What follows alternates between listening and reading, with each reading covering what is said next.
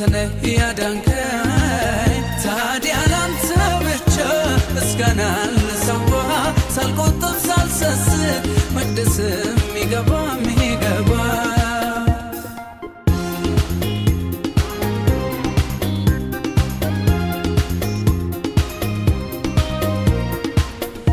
ሞኝነት አይደል አንተን ማወቅ። እሺ ክብር ለኢየሱስ ይሁን። ይረዳን ያገዘን እግዚአብሔር ነውና ክብር ለኢየሱስ ይሁን። ሁሉም ሰው ለጌታ እልልታ ጭብጨባ ይገባዋልና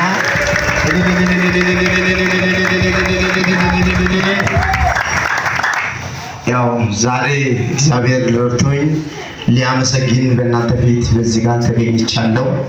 ያው እግዚአብሔር ረድቶ ምንድነው ብትሉኝ ይሄ ብላቴና ባርኮት ይባላል። በጣም ከተወለደ በኋላ ብዙ ቻሌንጆች ነበረ። በዛ መካከል በጣም ግፊያ ነበር፣ በጣም ውጋ ነበር። ጠላት ብዙ መንገድ ከሶ ነበር። ጌታ ረድቶ ጌታ ብለን አሁን ዛሬ የምናመልከው አምላክ ትናንትናም ረድቶኝ ዛሬ በእናንተ ፊት በዚህ ተገኝቼ ይሄን ጌታ ላመሰግን መጥቻለሁ። ክብር ለኢየሱስ ይሁን። እና ይሄ ብላቴና በጣም ያመው በጣም ያስቸግረን ነበርና ከሁለት ዓመት አካባቢ ከደረሰ በኋላ የአባትነትና የእናትነት አቅም ስንታገል ድካም ተሰማን። የዘን ሰዓት እንግዲህ አሁንስ እኛ ደክመናል፣ አሁን የምትችለው አንተ ነህ ብዬው ለጌታ አጥቼ ስጦታ ሰጥቼው ነበር። ዛሬ 2 ዓመት አካባቢ የምታስታውሱ ከሆነ ይሄ ሕፃን ልጅ ትንሽዬ አጭር ትንሽዬ ነበር። ዛሬ እንግዲህ ጌታ ሞገሱ በስቶ ረጅም ሰው ነው መጣ። ክብር ለኢየሱስ ይሁን። እና በዛን ሰዓት ለቤተ ክርስቲያን እዚህ አምጥቼ መድረክ ላይ ለእግዚአብሔር ሰጥቻለሁ። ቤት ይቼ ነበር ያልኩት። ከዛ ቀን ጀምሮ ህመም የለ፣ ችግር የለ፣ ግፊያ የለ፣ ውጋ የለ፣ ሁሉም ተጠቀለለ። ለጌታ ከሰጠውበት ቀን ጀምሮ ይኸው በቸርነቱ ተጠብቆ አምና አመስግነን ዘንድሮ ዳግም እግዚአብሔር ረድቶ ልናመሰግን ለእግዚአብሔር ሙሳይት እነዚህ ደግሞ ቃል የገባሁት ነው ይዤ ለጌታ ቀርቤያለሁ። እግዚአብሔርን ከፍ አድርጉልኝ። ሃሌሉያ። በዚህ መሃል አንድ ነገር ላወራላችሁ ፈልጋለሁ።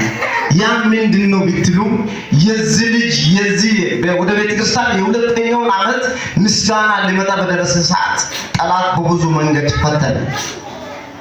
በብዙ መንገድ ውጋ ነበር። ነገር ግን ዛሬ ሳምንት ነበር ምስጋናው ቀን። ሐዋርያው እዚህ አልነበረም። እዛም ደግሞ እናቴው በስራ ምክንያት ከሷ ጋር ነው የሚኖረው። በስራ ምክንያት እዛ ተያዙ።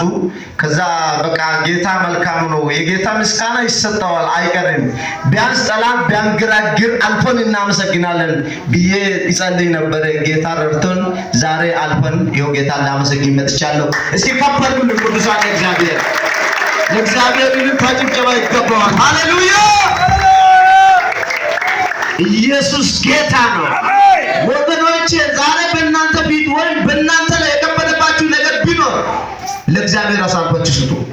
እሱ ሁሉን ይችላል። አሜን። እሱ ሁሉን ይችላል። አሜን።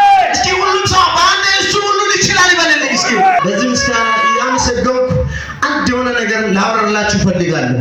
ያን ላወራላችሁ የምፈልገው ክርስቶስ ብለህ ክርስቶስን መርጣችሁ ጠርታችሁ ፈልጋችሁ መጣችሁ ከሆነ የትኛውም አይነት ቻሌንጅ የትኛውም አይነት ነገር ቢኖር በቤተ ክርስቲያን ውስጥ እንኳን የሆነ ገጨገጭ ቢኖር የዛን ሰዓት በእግር ቆም ክርስቶስ ራሱ ይመጥልሃል። ኢየሱስ ራሱ ይመጥልሃል። ኢየሱስ ራሱ መልሱን ይዞ ይመጥልሃል። እንግዲህ አገር ያመነ ሰው ቀኝ እጁ ከበረ ኢየሱስ ራሱ ይመጣል በልልኝ። እስኪ ደግሞ ኢየሱስ ራሱ ይመጣል በልልኝ። እስኪ